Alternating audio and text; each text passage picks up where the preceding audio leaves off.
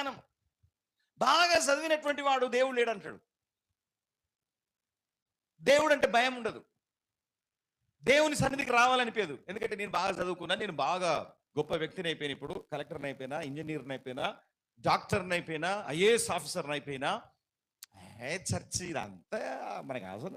అంతా ఎప్పుడో ఇదంతా మనకంతా తెలిసిపోయింది. ఇప్పుడు నేను ఏమనుకుంటాను? ఇప్పుడు ఈ జ్ఞానము వాణ్ణి అతిశయపడేలాగున చేస్తుంది. చదువు ఎక్కువైపోతే గర్వం వస్తుంది. ప్రైజ్లో నిజం చెప్తున్న అబద్ధం కాదు. ఈ గర్వముతో నడుస్తూ ఉంటాడు. తల్లి అంటే భయం ఉండదు, తండ్రి అంటే భయం ఉండదు, పక్క వాళ్ళంటే భయం ఉండదు. పెద్ద పెద్ద కాలేజీలో చదువుతూ ఉంటారు, వానికి సంస్కారమే ఉండదు. చదువు ఉంది, సంస్కారం లేదు. చదువు ఉన్నది, మర్యాద లేదు. చదువు ఉన్నది, ఎవరిని ఎట్లా పలకరించాలో, ఎవరిని ఎట్లా గౌరవించాలో, రెస్పెక్ట్ చేయాలో తెలియదు.